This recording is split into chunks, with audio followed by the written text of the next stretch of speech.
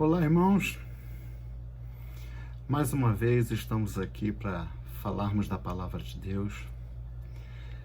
Te desejo uma boa tarde, uma boa noite, um bom dia, seja lá qual for o momento em que você tiver acesso a esse vídeo. Damos graças a Deus por nossas vidas e eu quero aproveitar no iniciozinho desse vídeo e pedir aos irmãos que estejam orando por mim, pela minha esposa. Eu já falei anteriormente sobre nosso quadro de saúde, tanto meu quanto dela. A gente tem problemas de saúde. Ela recentemente passou 5 dias internada no CTI, então essas coisas criam dificuldades para a gente. Então eu venho pedir ajuda aos irmãos em oração. E não só por motivo de termos enfermidade, isso creio que todos que assistem esse vídeo, alguém sempre tem algum problema de saúde. Mas eu estou com desejo no meu coração eu tenho desejo no meu coração de aperfeiçoar esse trabalho, né? Aprimorar o trabalho. Eu acho que vai aparecer a diferença e eu criei aqui um meio de adaptar o celular para deitado, né? Filmar deitado, que eu filmava em pé, no celular em pé. Eu quero pedir ajuda aos irmãos em oração, que eu desejo pelo menos por um vídeo desse por semana, pelo menos um. O ideal seria 2 ou 3, mas pelo menos um vídeo por semana. Tanto para que os irmãos que estão gostando, eu creio que tenha pessoas gostando, só em um dos vídeos está chegando a 11 mil visualizações. Isso me leva também a comentar uma questão que eu já pedi aos irmãos. Irmãos, eu preciso que os irmãos curtam o vídeo lá, clique lá no sininho de curtir o que gostei, né? Dá o seu like lá. Eu preciso que os irmãos se inscrevam no nosso vídeo e no nosso canal. E pedir aos irmãos que gostarem das mensagens, que compartilhem essas mensagens. Compartilhem com outras pessoas. Eu tenho 37 anos de vida de evangelho. Desses 37 anos, pouco tempo sem congregar em uma denominação que nós costumamos chamar de igreja, né? E eu procuro trabalhar aqui de forma a não estar repetindo, não estar sendo redundante nas mensagens, que às vezes as pessoas ouvem a mesma coisa, ditos de palavra diferente, mas sem acrescentar conhecimento. Irmãos, conhecimento é importante. Eu estou agora aqui diante de mim, eu me programei, venho trabalhando a semana toda para trazer uma mensagem para os irmãos, trazendo o assunto da tipologia e da linguagem metafórica usada pelo Senhor nas Escrituras, falando sobre o aspecto do crente como pedra na edificação da sua casa. E eu ia abordar isso na pessoa dos crentes, do corpo, a igreja, e do cabeça, Jesus. Mas eu cheguei à conclusão que a mensagem, que o vídeo, além de ser muito longo, de ficar muito longo, eu poderia não ser claro em alguns aspectos, poderia ficar confuso.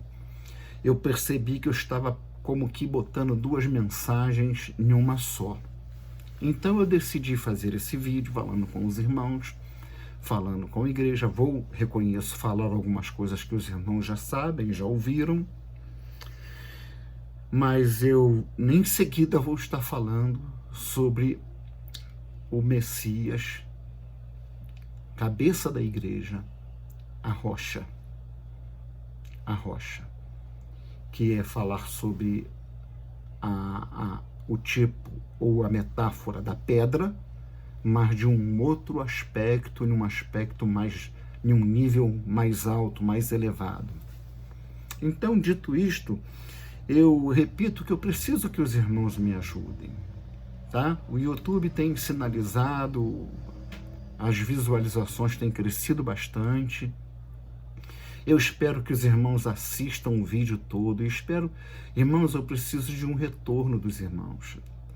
Eu preciso de um retorno dos amigos. Mesmo que você não seja evangélico, se você for católico, kardecista, testemunha de Jeová. Aliás, talvez eu venha até trazer uma palavra de amor, sem ferir.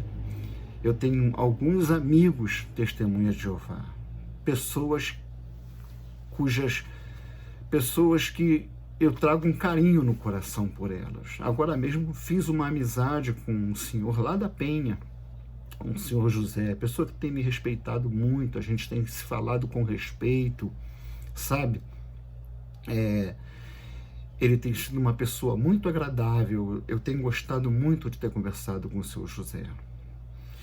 Mas respeitando as diferenças de entendimento na palavra, né? Eles têm o entendimento deles e nós temos o nosso entendimento. Pois bem, sem nos demorar mais, eu reafirmo, eu coloco uma ênfase importante, que os irmãos cliquem no sininho se gostou ou se não gostou. Se você gostou, clica no sininho. Se inscreva no canal Enoque Machado, pelo e-mail enoquedias@gmail.com.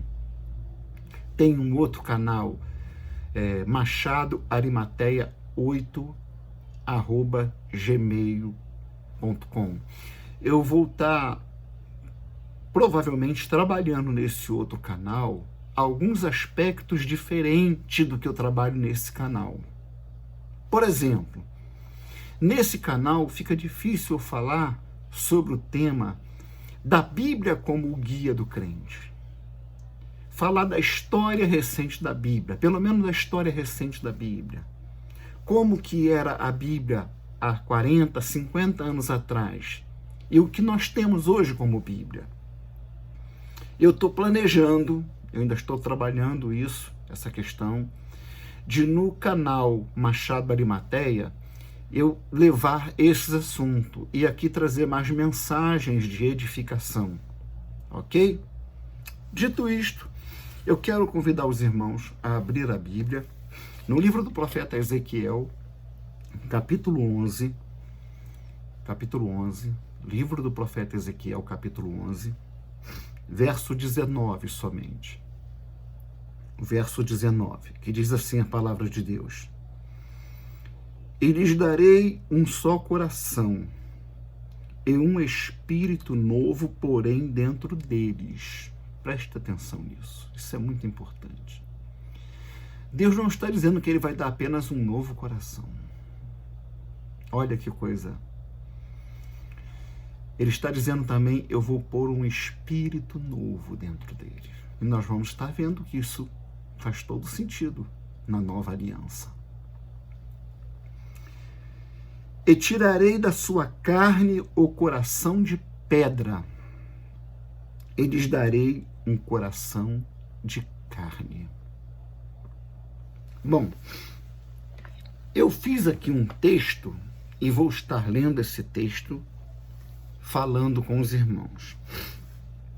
Nós, cristãos, evangélicos, crentes, sabemos que Deus desejou construir a sua morada eterna, que é a sua igreja, em 2 estágios, né? Nós costumamos chamar de 2 alianças, mas vamos tratar aqui como 2 estágios, né? Porque Deus está trabalhando com a mesma matéria, o ser humano, a natureza humana. No primeiro estágio, ele separaria um povo, no qual ele se revelaria ao mundo, mas a natureza do homem não era compatível com a natureza desejada por Deus. Não era. Seria um processo, seria preciso, fazer uma mudança. E era desejo de Deus que esse homem em quem Deus queria morar fosse de natureza apropriada, tivesse um coração apropriado para pôr nele o seu espírito. Nesse primeiro estágio, Deus não muda o coração das pessoas. Deus não muda o coração dos homens. Né? Nós lemos ali. Que fazem parte do seu povo. Deus os descreve como pessoas tendo o coração de pedra, com tábuas de pedra, onde Deus escreveu a sua lei com tinta. Veja bem, eu estou aqui falando da antiga aliança, que estou chamando de estágio.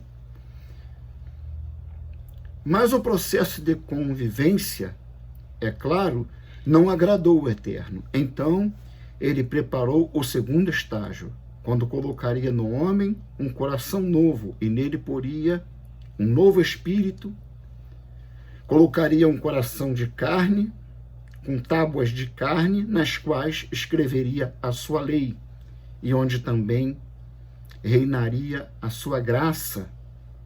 A sua lei seria escrita não com tinta, mas com o seu espírito.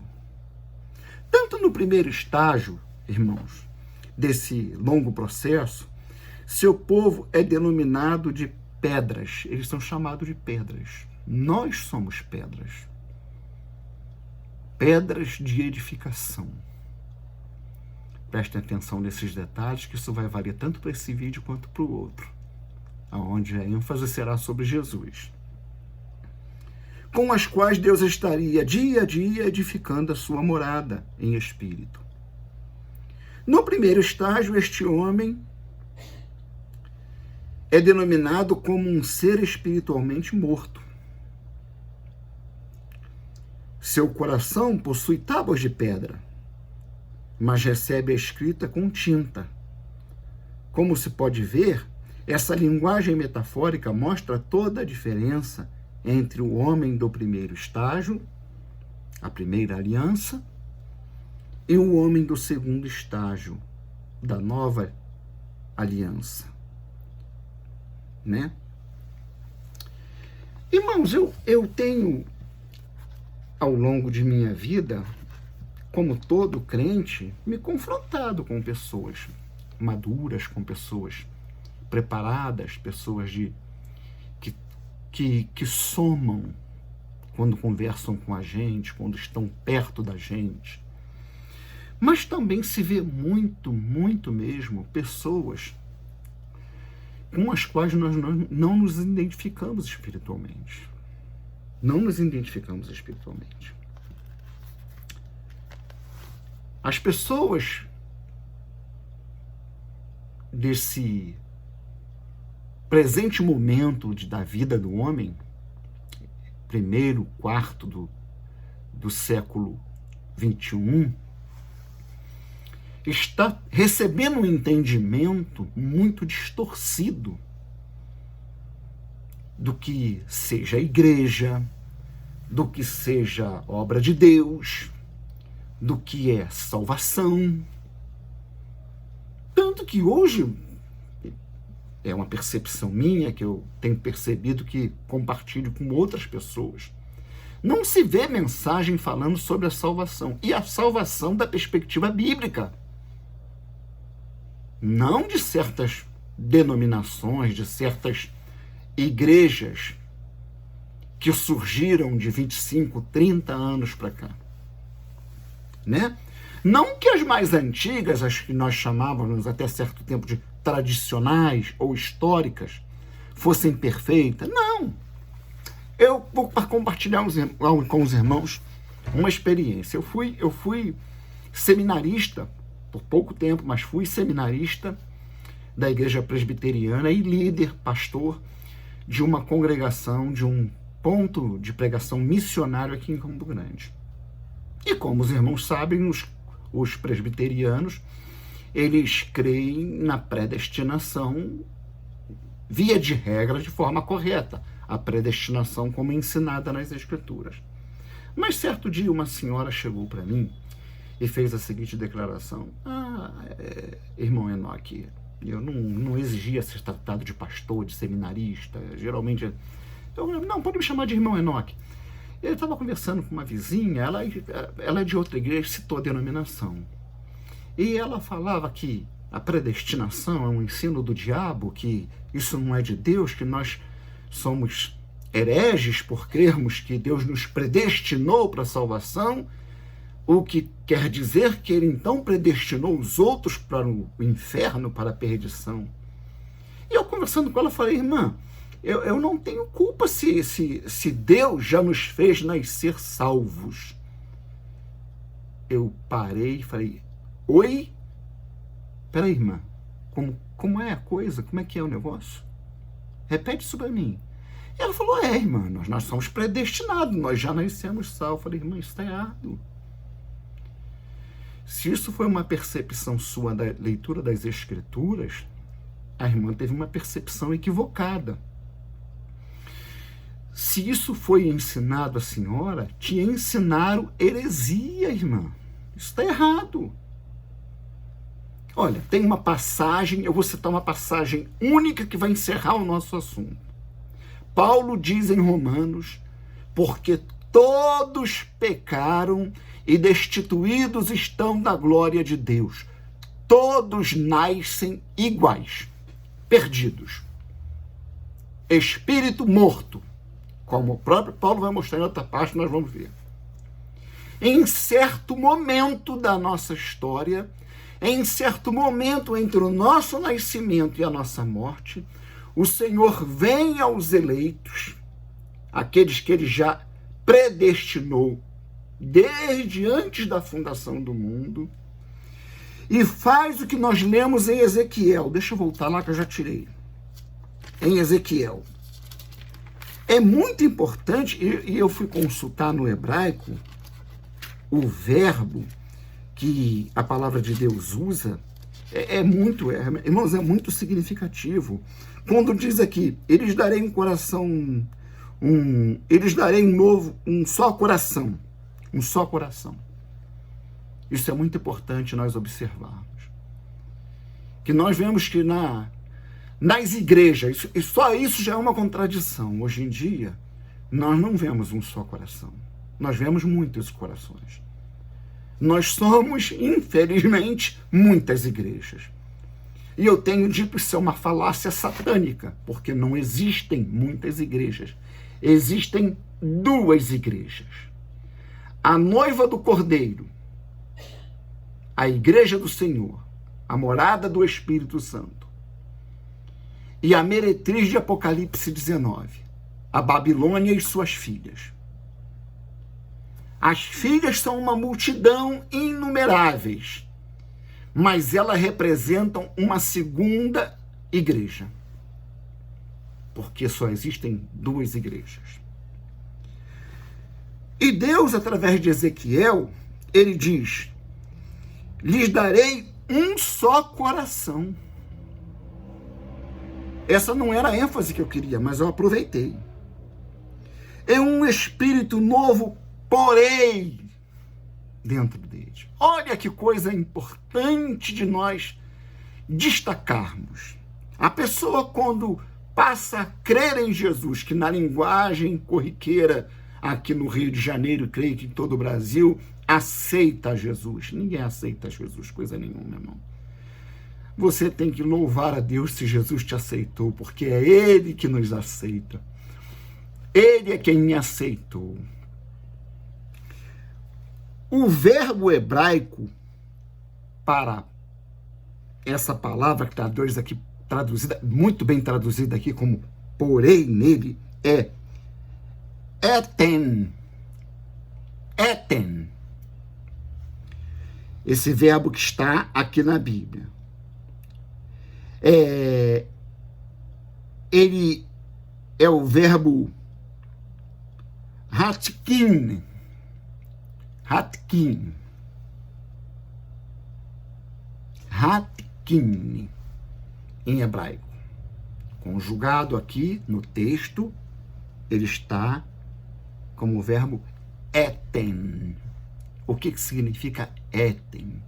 Instalar, colocar, instalar algo novo, pôr algo novo ali dentro de você. Deus, quando você se converte, aleluia, Ele coloca um novo espírito em você. Ele tira o espírito da morte e coloca o espírito da vida.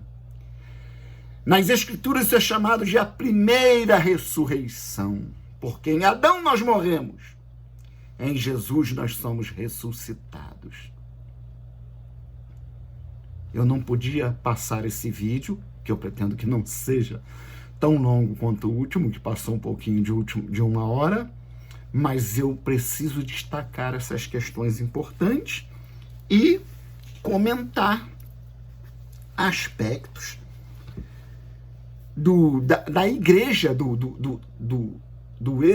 eu vou usar uma linguagem de um livro, do evangelicalismo que nós estamos vivendo. Como disse um outro irmão em um outro trabalho também muito bom, que está no YouTube, estão tentando construir igreja sem reino.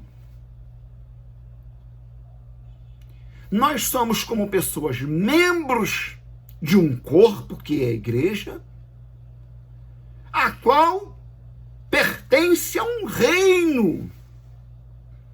E nós temos visto pessoas que não se identifica como membro, não faz parte de corpo, é um membro que parece que tem vida própria, está solto, e desconhece totalmente o conceito de reino. Nós temos um rei. Em 2 Coríntios, capítulo 3, a palavra de Deus vai nos confirmar isso, nos falando o seguinte: olha como é que é as coisas de Deus. 2 Coríntios 3:3.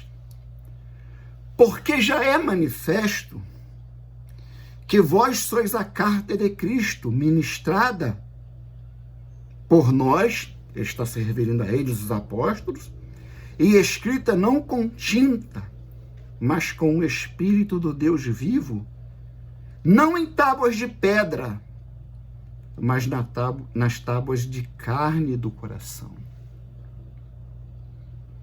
Aí eu me viro para você e pergunto: amado, que tipo de crente você tem sido? O que é que o teu próximo vê em você? Um coração transformado, um novo espírito? Eu tenho observado, para aqueles da minha família que assistem esse vídeo, na minha própria família, como pode pessoas que têm 50, 70 anos, 60, sei lá, de batizados, pessoas com 20, com 30 anos que se diz batizado, salvo, salva, e mantém inimizades, às vezes inimizades injustificadas. Pessoas que não primam por uma vida de santidade. E quando eu falo vida de santidade, não estou me referindo à roupa, não, irmãos. É claro que o decoro é necessário. Até recentemente, até pouco tempo atrás, o decoro era exigido dentro do fórum. Uma mulher, um homem, não entrava de qualquer maneira, vestido de qualquer maneira dentro do fórum. Principalmente as mulheres. Uma saia ou um vestido muito acima do joelho, principalmente se fosse uma advogada, não entrava. Roupa transparente, quem tem mais de 60 anos como eu e tem uma certa convivência com o ambiente jurídico, eu não sou advogado, mas luto pelas minhas causas, buscando no advogado particular, na Defensoria Pública. Eu estou sempre, há 40, quase 50 anos, eu estou sempre frequentando fóruns. Eu acompanhei essa mudança. Mas me refiro ao decoro na conduta. As pessoas não têm tido o entendimento da obra que Deus fez na sua vida, ou pior, da obra que Deus não fez. Agora nós vamos em Efésios, capítulo 2. Na Epístola aos Efésios, capítulo 2, Paulo começa tratando exatamente dessa questão do novo nascimento. Porque é disso que nós estamos falando. Eu já me estendi em outros assuntos, por isso não vou dar um testemunho de quando eu me converti e fui me batizar. Eu perdi praticamente 1 ano de tempo de batismo para descer as águas por causa de uma pergunta que eu respondi baseado nesse texto que eu vou ler agora. Ele diz, olha o que diz a palavra de Deus. Está se referindo ao que Deus fez com aqueles que fazem parte da igreja, aqueles que são verdadeiramente salvos. E vos vivificou, estando vós mortos, ó. O que Ezequiel disse? Terão um só coração, e colocarei neles um novo espírito. Aleluia, Deus ressuscita espiritualmente. Por isso que não pode pairar dúvida, irmão. Por isso que não tem cabimento nem nessas passagens, nem em nenhuma outra, a ideia de perda de salvação. Isso é uma contradição escriturística em si mesmo, não cabe. Continuando. Estando vós mortos em ofensas e pecados, em que noutro tempo andastes segundo o curso deste mundo, segundo o príncipe da potestade do ar, do espírito que agora opera nos filhos da desobediência, entre os quais todos nós, olha aqui, ninguém nasce salvo, irmão. Ninguém nasce salvo. Todos nós também antes andávamos. Paulo se incluiu. E a gente sabe quem foi Paulo antes de ser apóstolo do Machia? Antes do encontro no caminho para Damasco, nós sabemos quem era esse homem. Esse homem era terrível, zeloso pela lei, cheio de si, do seu conhecimento. Era crente, mas não era salvo. Não tinha o Espírito de Deus dentro dele. Então habitava o que ali? Fornicação, inveja, lascívia, ódio, sede de derramar sangue. Era o que habitava nele. Por isso ele se inclui. Antes andávamos nos desejos da nossa carne, fazendo a vontade da carne e dos pensamentos. Éramos por natureza, filhos da ira, como os outros também. Eu paro por aqui. Irmãos, nós estamos precisando nos despertar. Aqui perto de onde eu moro mesmo, foi construída uma igreja, uma outra igreja. O nome da igreja é Igreja do Último Avivamento. Você já deve ter ouvido falar muito nisso. Que no fim dos tempos, Deus vai derramar do seu Espírito sobre toda a carne, e vai haver um reboliço no mundo, vai haver uma grande salvação, e aí Jesus vem e arrebata a sua igreja para ter início a grande tribulação. Tudo mentira! A Bíblia não promete avivamento nenhum, derramamento do Espírito nenhum, coletivamente, sobre todo o planeta, como dá a entender a ideia dessa teologia de fundo de quintal. A Bíblia não promete isso. A Bíblia não ensina em lugar nenhum que Jesus vai arrebatar a igreja antes da grande tribulação. Muito pelo contrário, é necessário, será diferente. A igreja passará pela grande tribulação e é necessário que seja assim. Porque você acha que eu não tenho pecado? Você acha que eu não tenho ainda carrapichos? É nesse processo que Deus vai purificar, vai acrisolar a sua noiva. Ela vai chegar à presença do noivo com uma roupa impecável, com vestes brancas, resplandecentes. Não tem cabimento. Então, nós temos observado aí, eu até quando 3 anos atrás ainda congreguei numa denominação, como tem sido nesses últimos 500 anos, desde o chamado processo de reforma, que foi de fato uma reforma, pregaram a igreja de Satanás e reformaram. Mas isso é assunto para outro momento. E por conta disso, nós temos visto muito mau entendimento em todos os níveis dos ministérios.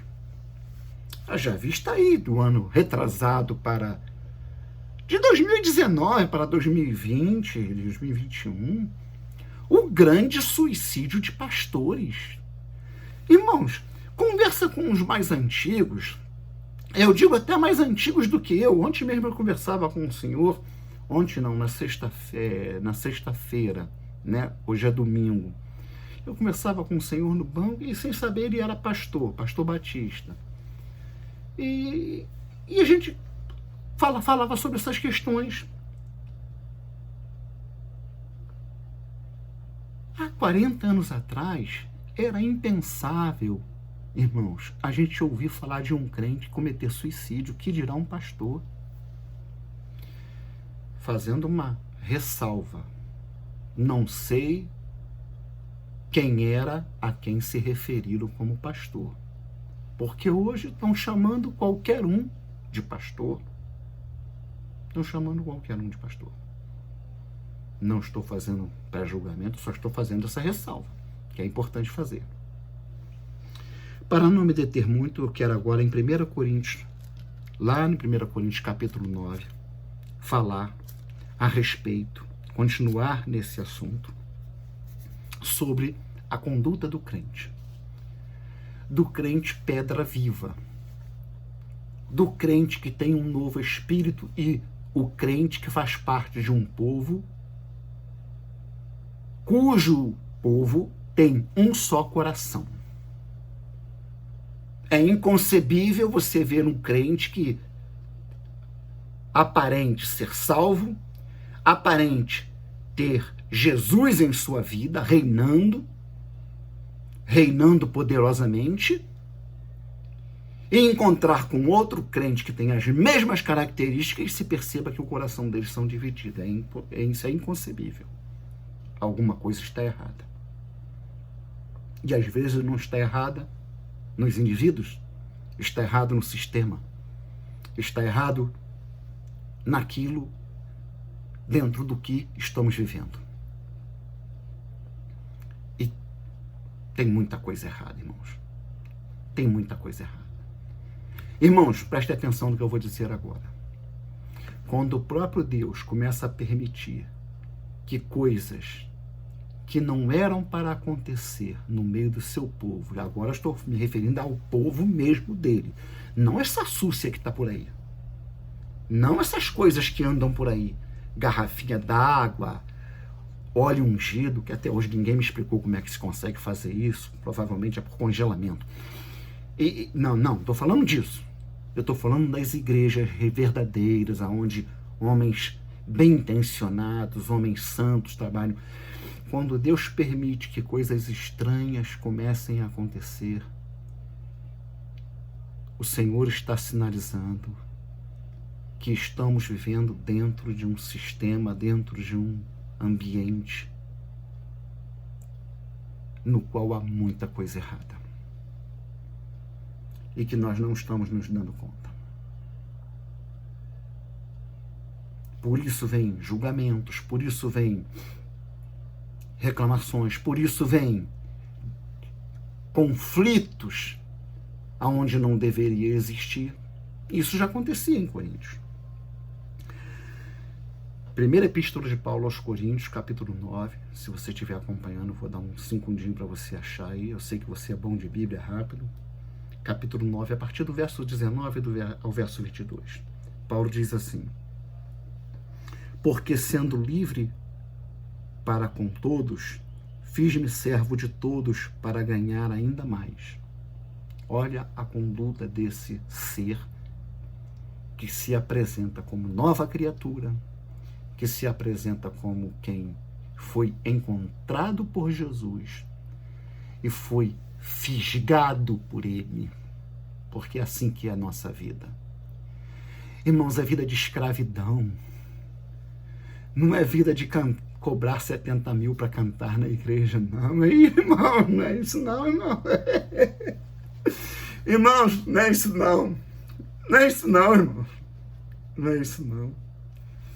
A vida com Jesus é vida de luta, é vida de escravidão. Eu sou escravo, irmãos. Eu sou escravo do Senhor na minha casa, na minha família. Eu sou escravo da minha esposa. Eu sou escravo da minha fé. Eu sou escravo do meu Senhor. Eu não tenho carta de sociedade. Eu não tenho contrato de sociedade com Jesus, não, irmãos. Eu tenho a orelha furada. Aleluia. E a palavra de Deus diz assim: porque sendo livre, Paulo falando à igreja de Corinto, Paulo estava encontrando problemas, ele estava recebendo acusações em Corinto. E isso vai se destacar mais na segunda epístola. Fiz-me servo de todos, escravo. Deixa eu colocar a palavra que deveria ser traduzida certa aqui, mas essas Bíblias traduzidas do grego, irmãos, vou falar que nem Jesus, o sangue de Jesus tem poder. Fiz-me escravo de todos para ganhar ainda mais.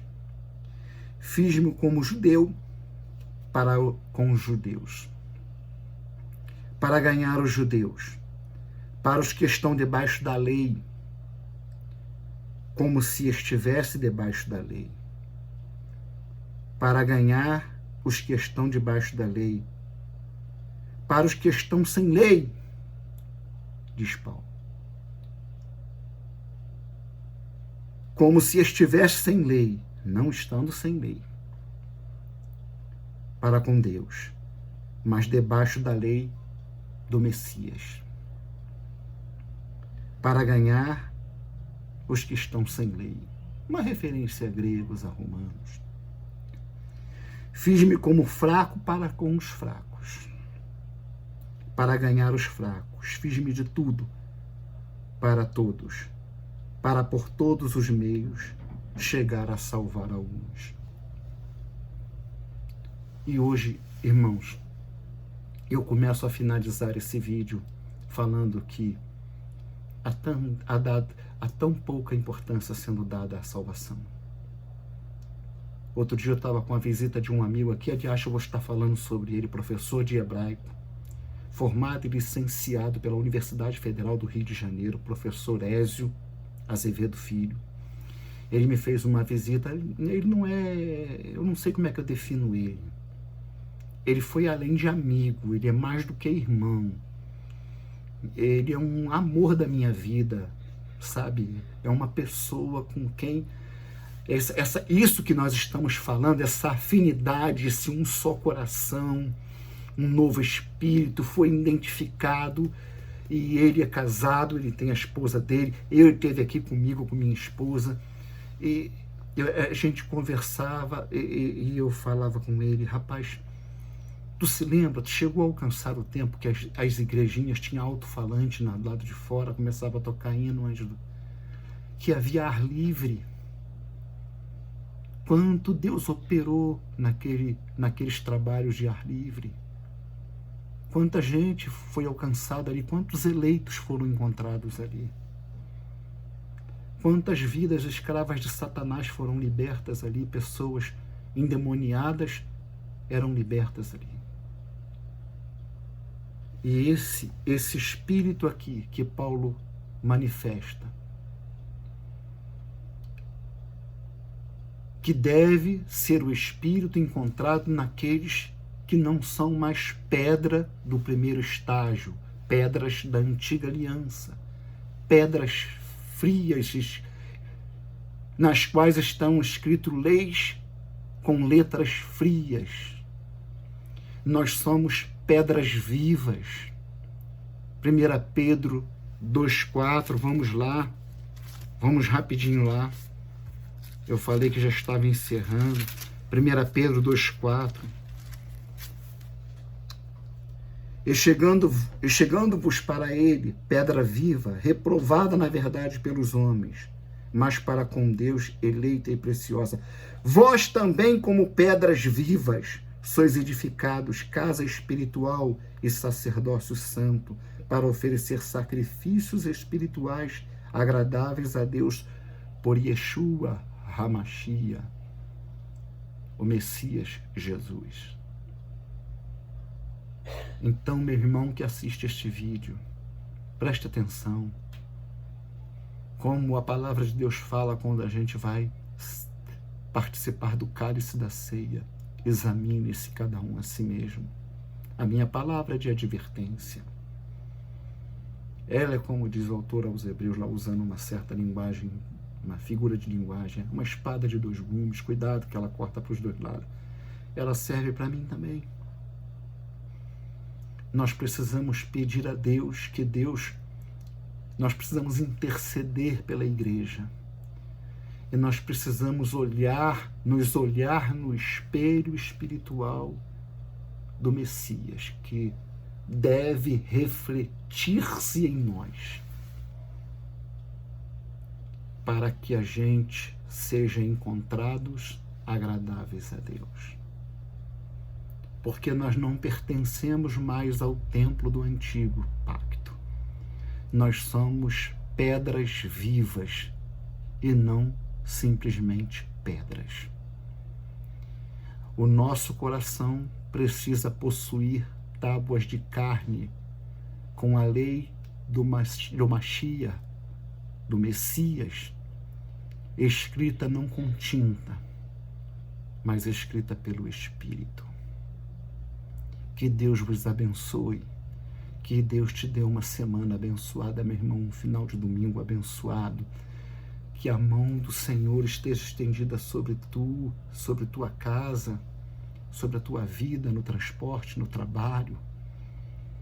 Que o Espírito do Deus vivo te guarde, te livre, te esconda dos olhos do homicida, do criminoso motoqueiro, que por causa de um celular está tirando a vida de pessoas. Que Deus te guarde em nome do Senhor Jesus. Shalom Aleichem.